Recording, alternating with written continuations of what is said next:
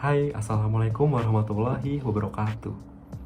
Pertama-tama, marilah kita panjatkan rasa syukur atas kehadirat Allah Subhanahu wa Ta'ala yang telah memberikan kesempatan kepada saya sehingga saya bisa membuat video tugas bahasa Indonesia ini. Tak lupa juga kita aturkan sholawat dan salam kepada junjungan kita Nabi Muhammad SAW karena beliaulah yang menuntun kita menuju zaman kebaikan. Bapak-bapak, ibu-ibu, dan teman-teman sekalian, kita semua pasti pernah ngerasa capek sama kehidupan. Kita merasa bahwa hidup kita itu adalah kompetisi di mana kita melihat orang lain udah maju. Contohnya di sekolah, kita harus dapat nilai yang bagus, harus ngalahin ribuan orang untuk dapat ke sekolah favorit. Ke kuliah juga sama, kalau misalnya nggak lulus jalur SNMPTN, mesti masuk jalur SBMPTN atau jalur mandiri yang notabene jauh lebih mahal. Pas kerja juga sama, kita harus ngalahin orang lain ketika rekrutmen dengan skill dan networking kita. Ya, biar dapat kerja.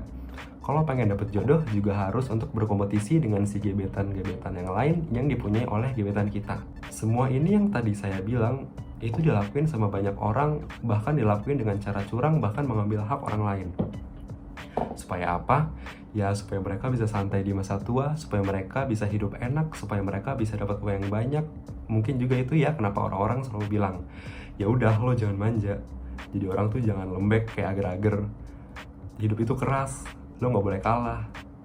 Tapi di satu sisi capek nggak sih kita berkompetisi mulu selama hidup? Apa bener ya hidup itu cuma tentang kompetisi? Kalau misalnya iya ataupun enggak, gimana sih cara kita biar bisa menang? Coba balik lagi ke definisi sesungguhnya dari kompetisi. Kompetisi itu sebenarnya adalah ketika kita ngebandingin sesuatu atau ketika kita dibandingkan dengan sesuatu, terus kita pengen cari tahu sesuatu itu yang mana yang terbaik. Nah, kalau berdasarkan definisi ini, saya bisa berargumen kalau hidup itu ya memang banyak hal dalam hidup adalah kompetisi. Tapi ya hidup bukan hanya tentang kompetisi, hidup bukan hanya tentang membandingkan antara satu dan yang lain. Karena nggak semua hal dalam hidup harus dibandingin. Kayak misalnya, apakah semua orang punya definisi kesuksesan yang sama? Sampai akhirnya semua orang harus berkompetisi. Apakah benar semua orang harus lulus kuliah, harus kerja, harus bikin bisnis, harus mapan, harus nikah? Ya kalau menurut saya sih dianjurkan ya. Tapi kalau memang Anda mau mengambil jalan hidup yang lain ya nggak masalah. Kita tidak bisa berkompetisi dengan orang yang punya prioritas berbeda. Mungkin menurut sebagian orang ya bisa hidup dan bisa makan aja udah tergolong sukses. Nah, jadi ketika orang-orang punya definisi kesuksesan yang beda, punya tujuan hidup yang berbeda, punya filosofi kehidupan masing-masing, punya prinsip hidup yang berbeda-beda, hidup itu tidak bisa dibilang sebagai kompetisi. Karena bisa jadi nggak apple to apple.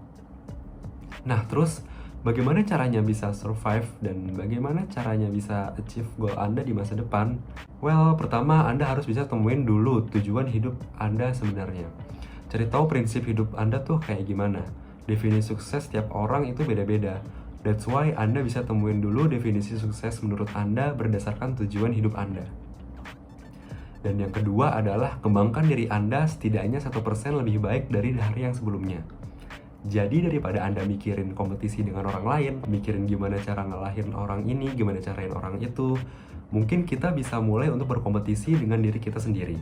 Berkompetisi dengan diri kita sendiri itu bikin kita makin semangat, gak jadi julid ke orang juga, gak jadi iri dengki karena kita sebenarnya bersaing sama diri kita yang sebelumnya.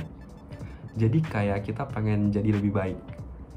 Nah, terakhir, kalau misalnya Anda ngerasa udah melakukan berbagai macam hal, terus Anda ngerasa bahwa gue kok gagal terus ya. Terakhir saya sih mau bilang bahwa it's okay untuk gagal. Dan mau semudah apapun Anda, mau setua apapun Anda, it's okay. Kalau Anda masih ada dalam fase di mana Anda mengalami kegagalan, yang paling penting adalah sebenarnya untuk menerima kegagalan dan kesulitan yang terjadi. Karena ya, namanya hidup juga kemungkinan besar akan ada fase sulitnya.